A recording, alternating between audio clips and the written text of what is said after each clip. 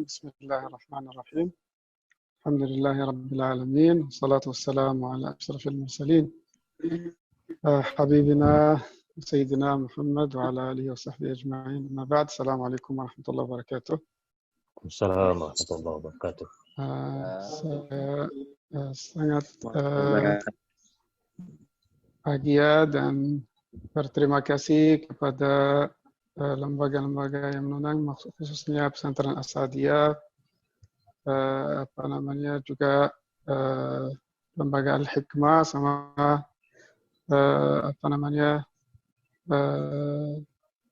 lembaga yang lain, Lutpena, dan teman-teman yang mengundang. Saya sangat berterima kasih untuk dikasih kesempatan ini untuk share dan berbagi pengalaman-pengalaman yang kita dapat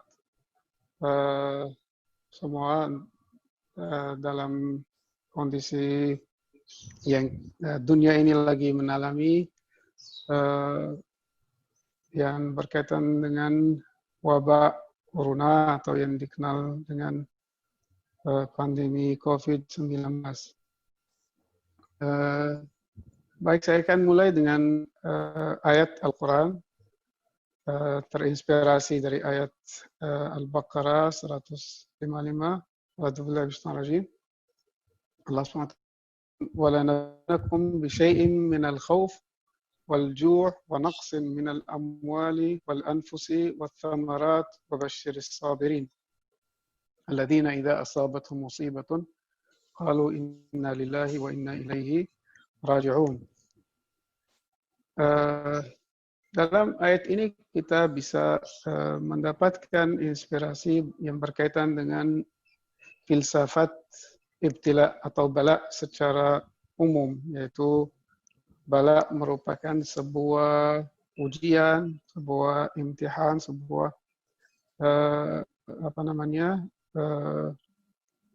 ujian yang Allah SWT dengan ujian itu ingin menambah dan menyempurnakan, mendidik umat manusia ini agar bisa meraih kesempurnaan yang lebih tinggi. Jadi ini secara umum filsafat bala atau filsafat ibtila. Terus ada yang kita kenal juga sebagai musibah dan sebagainya, yang mungkin filsafatnya juga tidak lepas dari pendidikan, dari tarbiyah, dari mengarahkan manusia dia kembali kepada jalur yang tepat, yang benar, walaupun dalamnya terdapat kesulitan, terdapat terdapat banyak masalah. Di dalam masalah itu sebenarnya di situ terdapat rahmat Allah SWT dan bimbingan Allah SWT yang ingin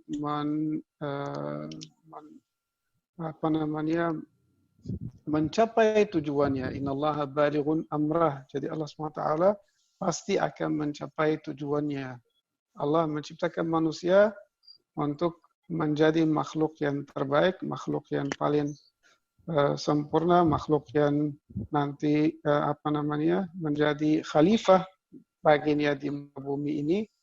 Dan khalifah itu harus mempunyai sifat-sifat yang terpuji, sifat-sifat Allah SWT yang dengannya dia bisa juga memimpin dan menjadi teladan bagi manusia lain dan bisa mengantarkan makhluk-makhluk yang lain meraih kesempurnaan. Jadi ini secara umum filsafat bala dan ibtila.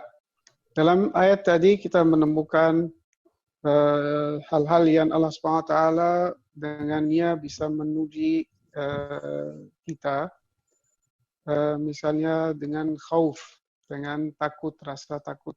Nah, kita lihat salah satu ciri khas COVID-19 ini, jadi rasa takut tidak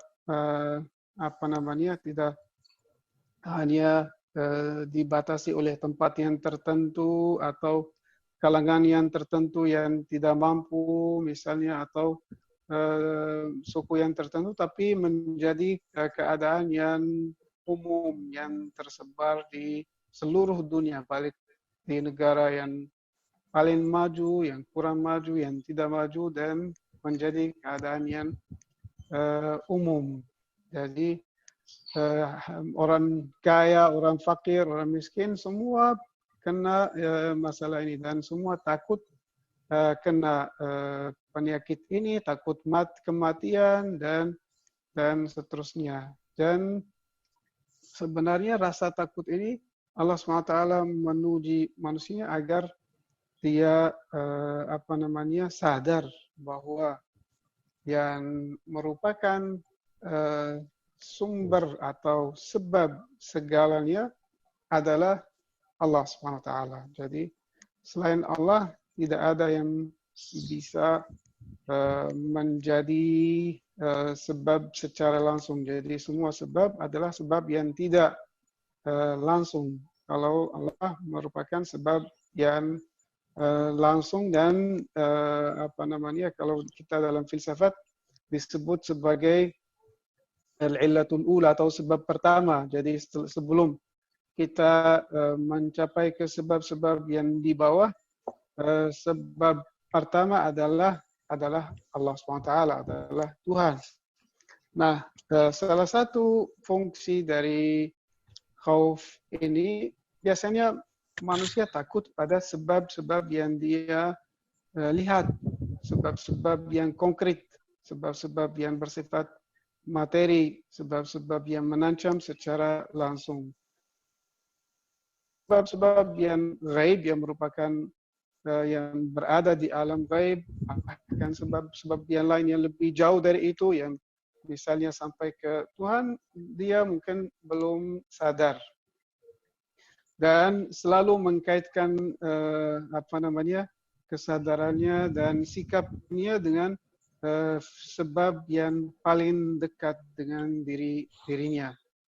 Dengan ujian ini, dengan rasa takut ini, Allah SWT ingin kita sadar bahwa sebab-sebab yang biasanya kita menira itu adalah sebab yang hakiki atau sebab yang benar, itu sebenarnya bukan sebab.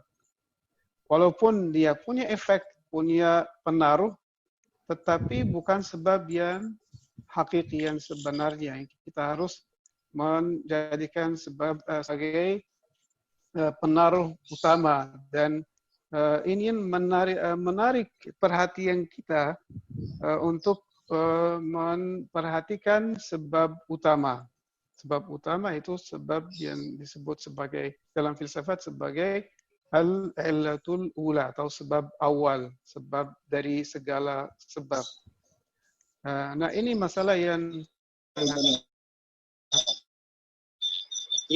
penting. Dan pengaruhnya juga sangat-sangat penting dalam segala wilayah kehidupan seorang manusia, baik pendidikan, ekonomi, sosiologi, dan sebagainya. Jadi di mana karena manusia itu perhatian dia fokus kepada satu sumber yang di mana dia menjadikan sumber itu sebagai pusat perhatiannya dan pusat tujuan segala yang dia lakukan. Sedangkan kalau tidak ada kesadaran seperti itu, dia akan tersebar perhatiannya dan akan tunduk pada banyak sumber yang lain, yang dia kira bahwa itu adalah sebab yang benar. Nah, ini juga bisa disebut dalam agama sebagai syirik khafi atau kemusyrikan yang tersembunyi. Bukan dalam kemusyrikan dalam menyembah Tuhan, tetapi kemusyrikan khafi itu adalah manusia.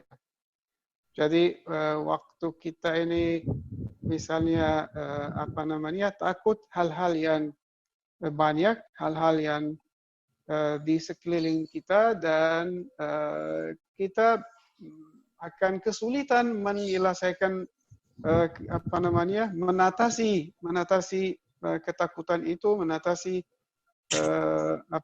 hubungan kita dengan banyak sumber yang di sekeliling kita, dan itu akan menimbulkan masalah psikologis, banyak masalah.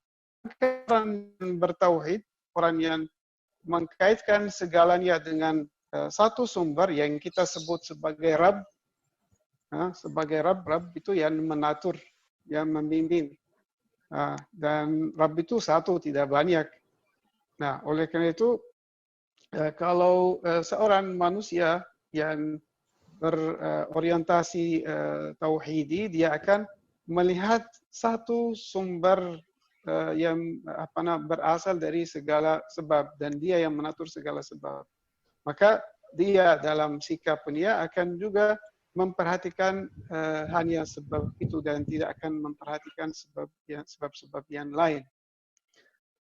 Nah, dalam konteks kita ini, COVID ini, kalau kita lihat di seluruh dunia, di mana teknologi yang paling maju, kedokteran yang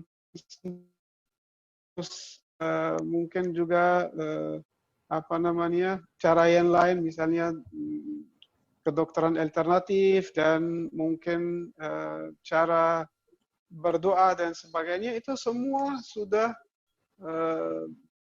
untuk menyelesaikan dan mengatasi masalah ini, dan kita lihat bahwa kemanusiaan tunduk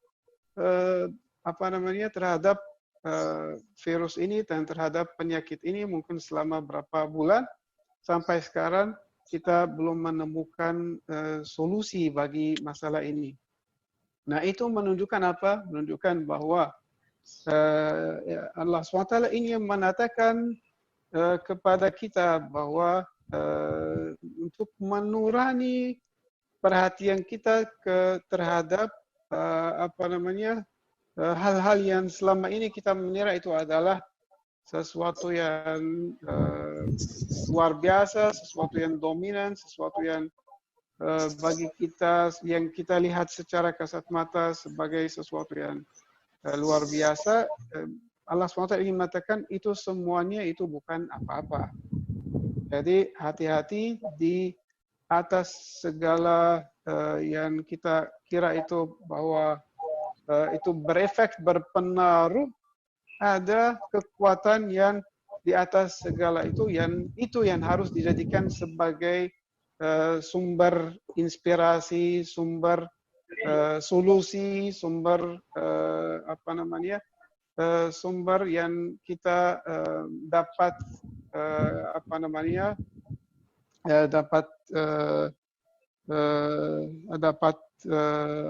penolongan darinya, yang kita bisa menggunakannya untuk mengatasi masalah-masalah kita. Ini yang berkaitan dengan masalah khauf, yang berkaitan dengan pandemi ini. Terus juga sama, kita lihat kondisi COVID ini juga menimbulkan masalah ekonomi yang berpengaruh kepada jutaan bahkan miliaran manusia yang kena dan tidak mampu memenuhi kebutuhan sehari-harinya. Dan kita lihat sampai pemerintah berusaha untuk bagaimana menemukan solusi yang secepatnya untuk mengatasi masalah ini. Nah, ini juga salah satu cara Allah SWT ingin menarik perhatian kita bahwa masalah rezeki itu juga bukan kita yang menjaminnya, bukan pemerintah yang menjaminnya, bukan siapapun yang menjaminnya, tetapi itu adalah Allah yang menjaminnya. Dan juga ingin menarik perhatian kita supaya kita keluar dari suasana individualisme, suasana di mana setiap orang berusaha untuk mencari solusi bagi dirinya, tetapi dalam kondisi yang seperti ini tidak mungkin masalah ini secara individualis diatasi, dan di situ kita perlu kerjasama dengan sesama manusia, perlu ada kesatuan antara sesama manusia untuk mengatasi masalah ini. Dan ini tidak juga adalah cara bagaimana Allah SWT mendidik kita bahwa umat manusia ini tidak diciptakan untuk meraih kehidupan sebagai individu, tetapi sebagai masyarakat yang satu. Dan masyarakat ini bukan hanya sekedar masyarakat yang terbatas, tetapi masyarakat yang namanya kemanusiaan. Jadi Allah SWT ingin menarik perhatian kita bahwa kita ini tidak bisa menatasi masalah kita kecuali dengan menyatu dengan sesama manusia, dengan tauhid. Tauhid itu harus bermanifestasi dalam kehidupan sosial kita, dalam kehidupan kita sebagai manusia. Dan kalau kita tidak memperhatikan hal itu, ya kita akan berhadapan dengan banyak musibah, banyak masalah. Terus lalu naqsin minal amwali wal anfus, kita lihat juga ekonomi dunia ini, ekonomi yang berantakan, yang dulu kita misalnya mengira bahwa ekonomi ini diatur oleh kekuatan-kekuatan besar dunia, mereka yang mereka yang bisa maju atau mundur ekonomi ini, bisa mengatur ekonomi ini dengan sesuka mereka. Tetapi kita lihat bahwa ini selama 3 atau 4 bulan kekuatan ekonomi yang paling besar di dunia tidak mampu menatasi masalah-masalahnya, sampai mereka lari ke solusi-solusi yang mungkin tidak sesuai dengan dengan kebijaksanaan untuk menatasi masalah ini. Jadi mereka hanya ingin menyelesaikan masalah ekonominya, tetapi masalah lain tidak akan muncul, masalah-masalah yang lain yang banyak.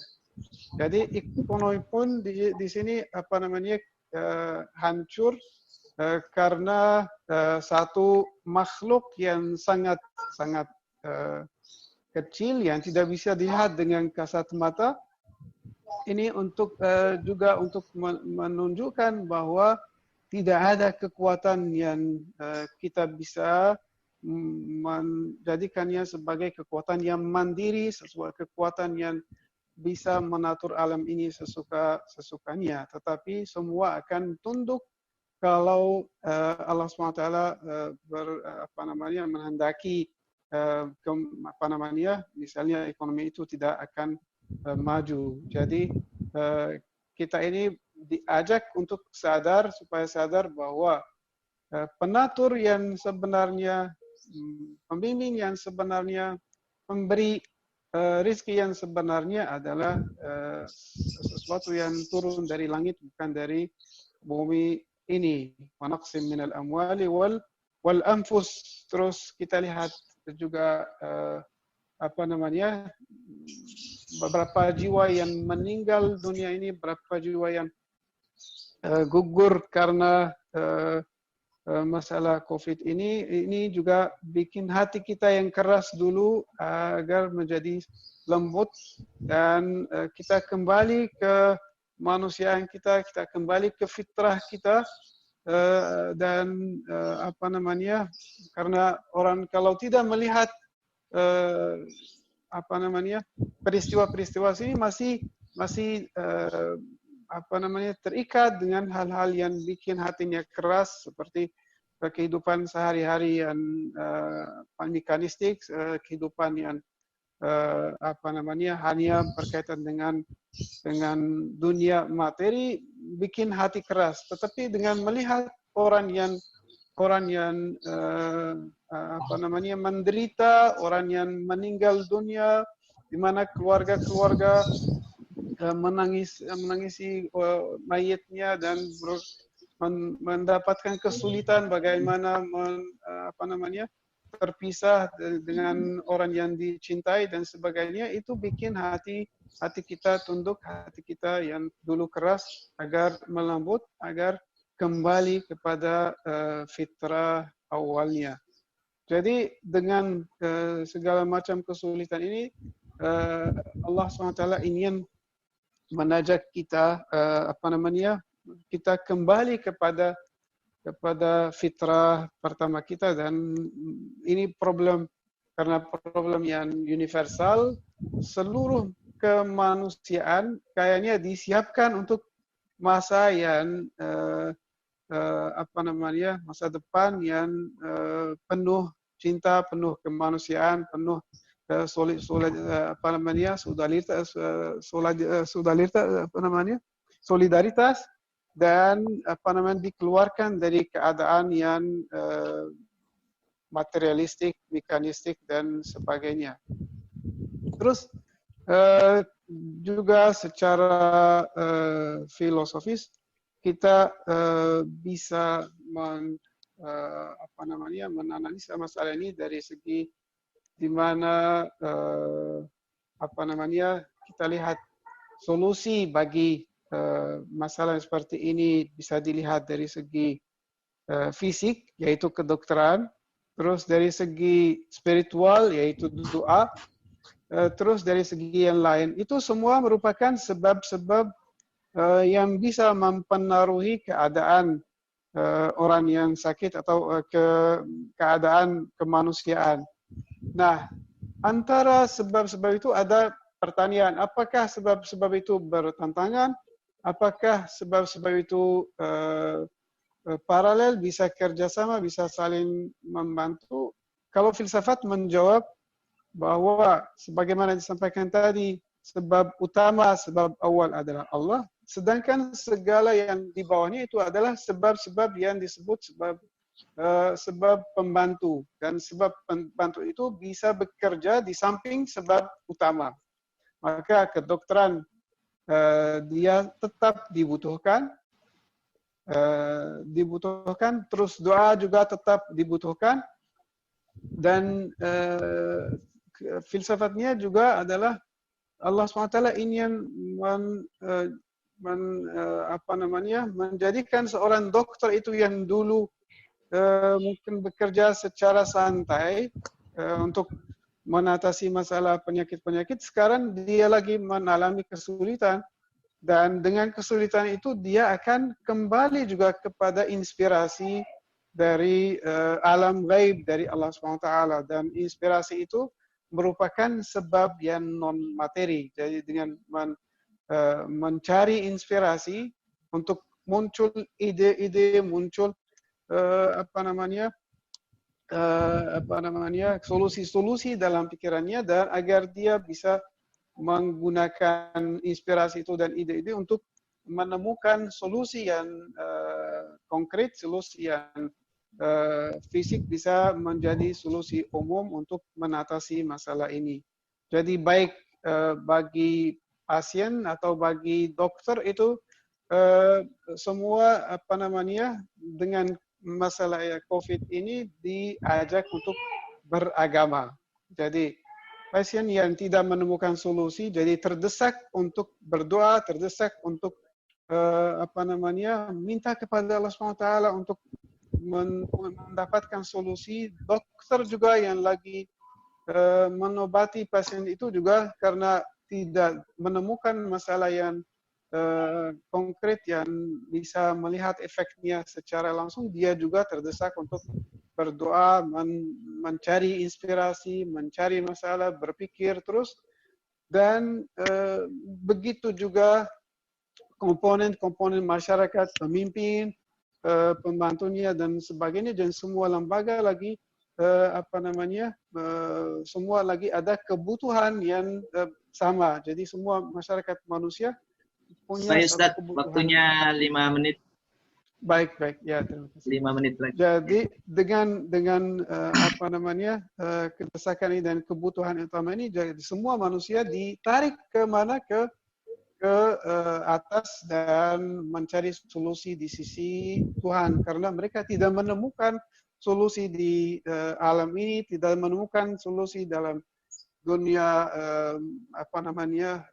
rasional, spiritual dan sebagainya, maka mereka mau tidak mau harus kembali kepada sumber yang bagi mereka mungkin mempunyai solusi yang terbaik dan solusi yang paling efisien. Dan ini kita bisa lihat di seluruh alam, seluruh dunia lagi muncul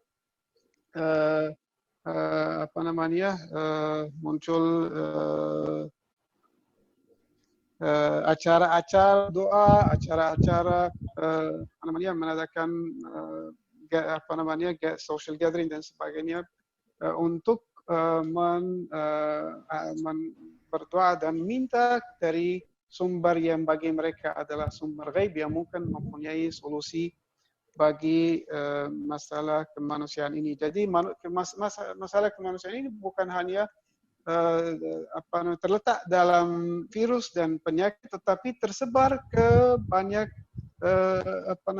banyak wilayah yang lain. Jadi ekonomi, pendidikan dan seterusnya, dari semua kena masalah yang berkaitan dengan virus tadi.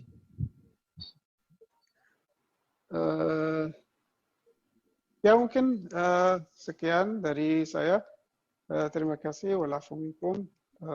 Dan saya serahkan kepada moderator.